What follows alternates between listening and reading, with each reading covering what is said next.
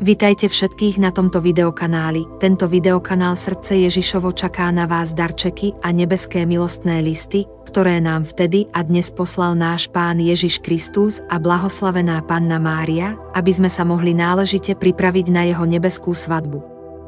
Baránok Boh, dnes predstavujeme Božie slovo, ktoré vyslovil náš Pán Ježiš Kristus v kláštore Nový Jeruzalem v Rumunsku, Božie slovo o konci sveta a Pánovom dni, druhá časť, o svet, trpký svet, ako všetci túžia po tebe, po tvojom stole, po tvojom správaní. Ocko, čo vidíš na svete? Ocko, po čom po nej túžiš? Prečo, synovia? Buďte si istí, že na vlastné oči uvidíte skazu tohto sveta. Útek do hôr a do hrobov.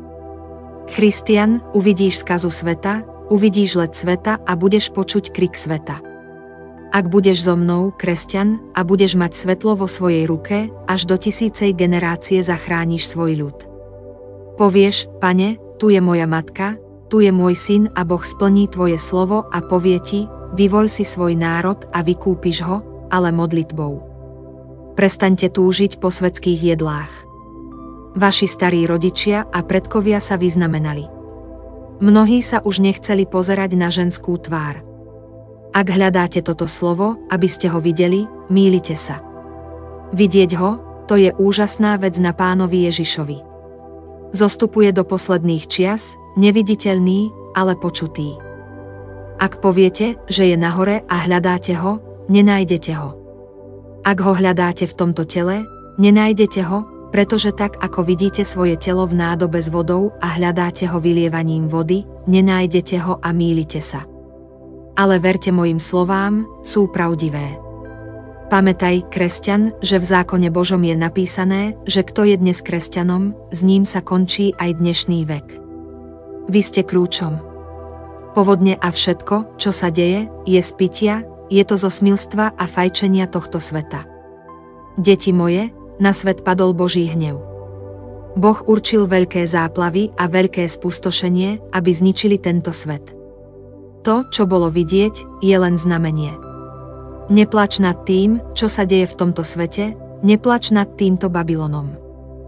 Pozor, dnes sa blíži čas, keď pôjdete spať a keď vstanete, nebudete to vedieť. Pozrieš sa, aby si videl susedovo miesto a už ho nespoznáš. Neboj sa. Izrael, koniec sa blíži. Nestrať sa. Izrael, strašný svet prichádza z východu, z juhu a zo severu. Keď som na teba kričal, ty si sa mi smial. Prestaň, svet. Zastav sa, svet, pretože to nie je dobré so mnou, nie je to dobré pre teba. Zastav sa, svet, vráť sa ku mne, lebo takto ťa neprivediem do svojho kráľovstva. Je to ako keby ťa niekto posypal soľou, taký si udusený. Prestaň, svet. Bolo to, ako keby ste povedali, že som klamár, že nie som Pán Ježiš Kristus.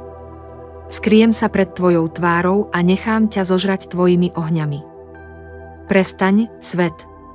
Kto ťa vystrašil, kto ti povedal, že zahynieš? Zajtra ťa budem súdiť za to, čo si zanechal. Kde sú tvoji synovia a dcéry? Od Pána Ježiša si povinný hľadať slzy k modlitbe, lebo prichádza čas s 1 gramom slz vyprať posteľnú bielizeň pre celý národ, žijúci i zosnulý. A viac chodiť a hľadať múdrosť, lebo starí rodičia a predkovia si múdrosť nebrali so sebou, ale hľadali ju. Vo svojich domovoch ste v čase vojny. Jej manžel tajne zabije svoju ženu. Zabije manžela svojej ženy a to je koniec. Počuje sa, že nezostalo ani zrnko viery, ani zrnko kňazstva, ani zrnko malej cirkvi. Áno. Ak nemá komu slúžiť, preto bude opustený. Po celom svete sa počúva, že kresťania zahynú. Neverte tomu. Neľakajte sa, lebo tieto zvesti pochádzajú od nečistého ducha. Chýr sa šíri po celej zemi, ale píše sa, že všetci hriešnici zahynú sami od seba, pretože sa 1000-krát prorokovalo o zničení hriešnikov a oni sa nebáli. Ale ľahneš si a keď vstaneš, už neuvidíš toho, kto sa ti rúhal, už neuvidíš toho, čo ťa predal a už nepoznáš jeho miesto. Ako vo sne hriešnici zahynú, čo už Boh nemôže zniesť. Nebojte sa a nebojte sa vedy dnešného sveta, pretože veda dnešného sveta je ako človek, ktorý zomiera bez sviečky. Všetky proroctvá starého a nového zákona sa naplnili a koniec klope na dvere. Všetci diabli vyšli na zem a pripravujú tento svet na páchanie hriechov, pretože tieto hriechy, ktoré sa dnes páchajú v tejto krajine, boli spáchané aj v Sodome a Gomore, boli spáchané aj v čase Noého. Ak budete počúvať, nebudete ani vy uvidíte skazu tohto sveta, že si vás Pán vezme. Čas sa blíži, ale nebuďte smutní. Napíšte do knihy, že sme na konci apokalypsy. Ešte je málo času, ale je skrátený vašou slabosťou, že mnohí kresťania zaprú svoju svetosť a postavia sa na stranu toho, kto neverí v Boha. Ó, buď tajný, ľud môj, lebo ak si padol, Boh ťa vzkriesi. Ale nepredávaj svojho brata, hlavu máš tam, kde nohy. Ak ste spadli a on nespadol. Radujte sa. Nedávajte bolesť druhému kvôli svojmu pádu. Nerob si nepriateľov, nepreklínaj, neznášaj, keď sú tvoje hriechy odhalené. Počul si? Plakať, zalievať zem. Pán Ježiš neprišiel z neba na zem strácať čas, ale dokončiť písmo. Raduj sa, že si sa dnes narodil a zavolal som ťa. Kedy príde čas, aby ste vedeli zaštepiť životy neveriacich? Ó, môj milovaný ľud, potrestal som vašich predkov a vašich predkov, dal som ich do ťažkých múk, pretože sa vysmievali mojim zázrakom. Prečo si toto všetko neprečítate v knihe? Prečo? Prečo, ocko, moje kvety, prečo? Anjeli prichádzajú, aby vás trhali, moje kvety, duchovné, pretože je napísané, že Boh si vezme svoju časť a tú zlú časť, aby na to prilial oheň. Vedzte, že akékoľvek kňazstvo, ktoré je proti vám, nie sú moji pomazaní, nepoznám ich. Keď ma stretnú, povedia, nepracoval som pre teba. Nepoznám ťa, že moje telo a krv ste premrhali, okradli, ty, ktorý si mal dar hovoriť so mnou, cez modlitbu splodíš aj 1000 generáciu. Boh dal moc svojmu synovi, ako aj svojmu najmenšiemu služobníkovi, otcovi. Vedzte, že nebudete väčší a iní menší, ale všetci rovnako budú odmeraní. Že povieš hore, urob dvere, nech cez teba prejdem a bude hotovo, Christian, a povieš hore, pohni sa. A ona sa pohne, Christian. A povieš vrchu, rozdru.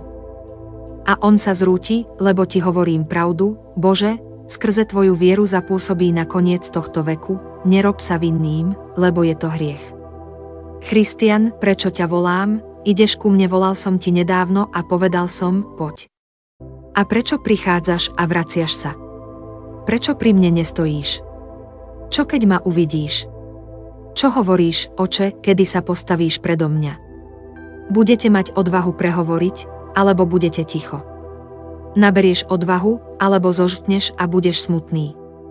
Moji ľudia, Boh nechce váš smútok, ale chce, aby ste pred ním stáli ako jeho najdrahšie dieťa, hovorí, som Antikrist a tento svet ide so mnou. Vedz, kresťan, aj keď sa ho nedožiješ, uvidíš ho, že koniec nebude pred tvojim zmrtvých vstaním. Aby Antikrista mohli vidieť aj mŕtvi, aj živí. A budeš sa čudovať a vezmeš anjelov Božích do náručia, aby ťa zachránili, keby si bol jeho priateľom. Vie, že už mu veľa nezostáva a beží ako lev, aby zničil Božie dielo. Je tu ešte malé miesto, kam nevstúpil, ale modli sa so slzami. Synovia, modlite sa. Prichádzajú dobré a zlé časy, ale míňajú sa ako názor. Tak to pominie, kým nepríde deň, kedy sa predstavíte pred Bohom.